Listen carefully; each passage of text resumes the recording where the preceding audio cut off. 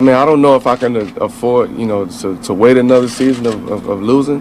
I really can't see that picture right now.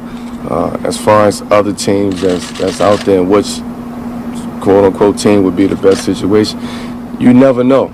I mean, sometimes the grass is not always green on the other side. So this is stuff that I'm gonna have to sit down, with myself and my family, and really figure this thing out. This is not a decision that's going to happen overnight.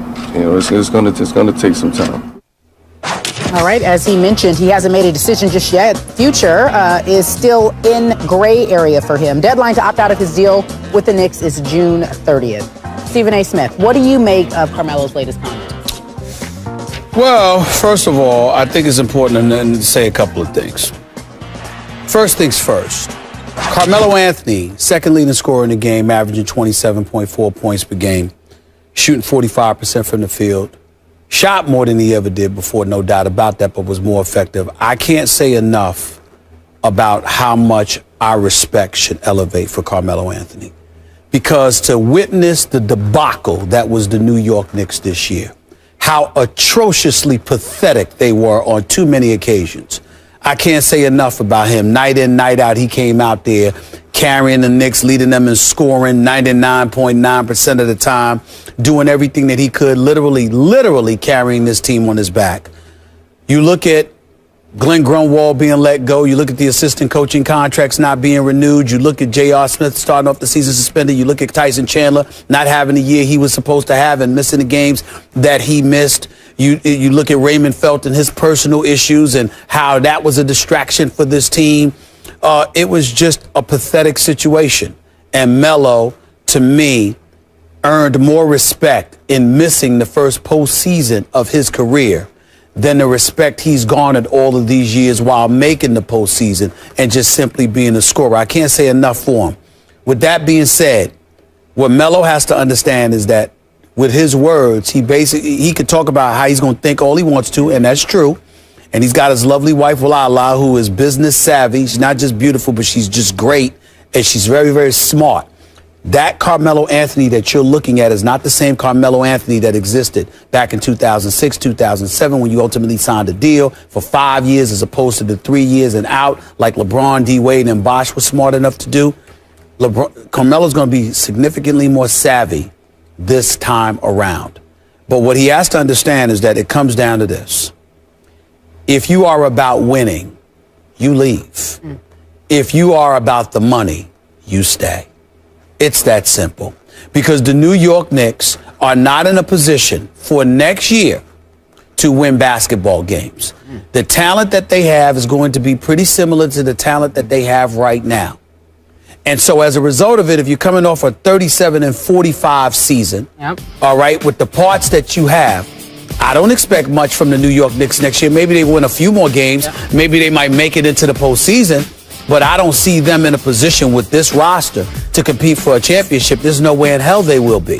So as a result of that, you're asking Carmelo Anthony now to either opt in and stay an additional year and become a part of the 2015 free agent class, or to opt out then re-up for a long-term deal with the New York Knicks.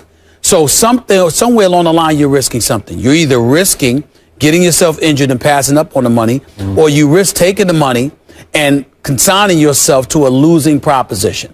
So it's either that or go elsewhere where they're in a position to give you significantly less money in Chicago or making out a trade with Houston or Cleveland. Okay, so back to the question. What did you make of what he said?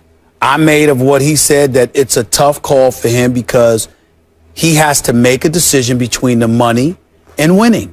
When he says he has something to think about, he's telling you, look, I can't deal with this situation again, so it's going to be hard for me to stay here because I don't see myself winning. But if I leave, I'm passing up on a whole lot of money.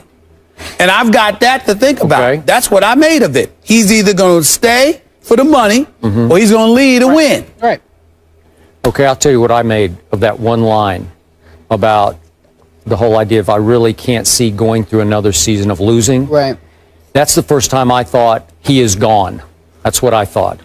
Well, you have said all along he is gone. You've repeatedly said that. I've been told. Okay? I tell you, that was before Phil arrived, but even That's after right. Phil arrived, Well, I have said ever since Phil arrived, you got to stay. To me, you got to stay for two reasons.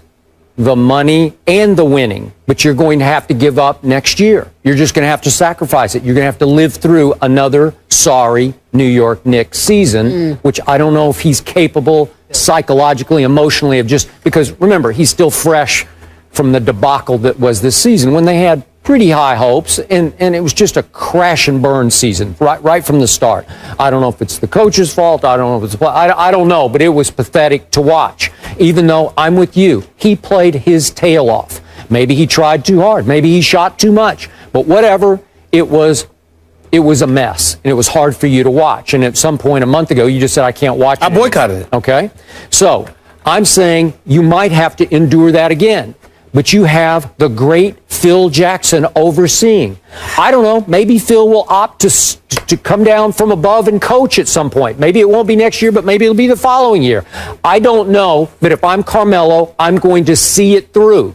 I can make more money seeing it through. And 2 years from now, I believe the Knicks will win. And I think they'll start winning big. I think they will be a contender in 2 and then 3 years. But you would have to ride out next year. You just have to give that to Phil. And I don't know if Carmelo is capable at this stage of his career and life of doing that. Can we have real talk here, Skip? Yes. We always do, but when it comes to Phil Jackson, look, he's an 11-time champion. I have profound respect for this man. He speaks, I listen. The man knows the game of basketball. But in order to build a franchise, you have to have several components working for you. Your ability to recruit.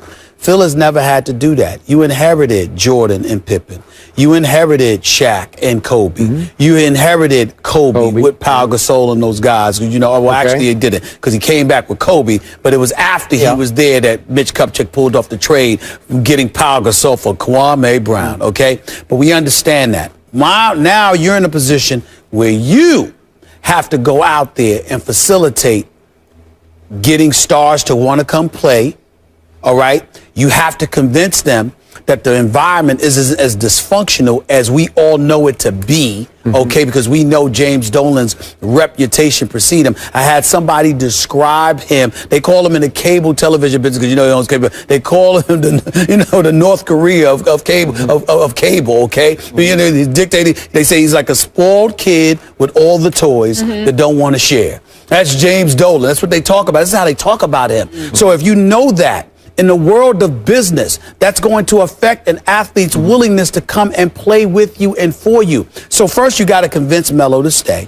And then after that, even if you got money for the 2015 free agent class, Skip, who you going to get? Are you sure you're going to be able to get some of the guys that's needed? These are questions. So it's not just about next year. You're not just asking Melo to wait through next year. You're asking him to be convinced that you know what you're doing and you're going to be able to pull it off in the years to come. That is a guessing game with this man's future where all he'll have to show for it is money, whereas if he takes just a little bit less, there are a couple of places he could end up that are established as it pertains to being contenders for a championship. That's a better sell to me right now than New York. I hope he stays, but I wouldn't blame him one bit if he left. Decided to leave. Phil Jackson is now selling 11 championships, New York City, Madison Square Garden.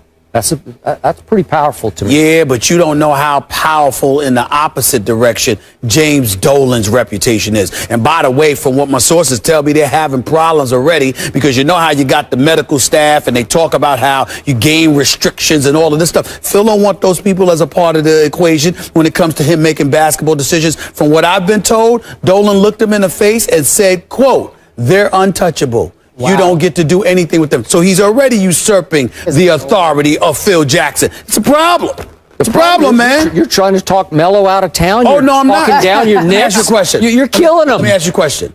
You know this, seriously. You look in this camera. I need you here. I need you to be serious. Am I not a Knicks fan? Does it not break my heart when they sit there and stick up the joint the way that they do? What are you talking about?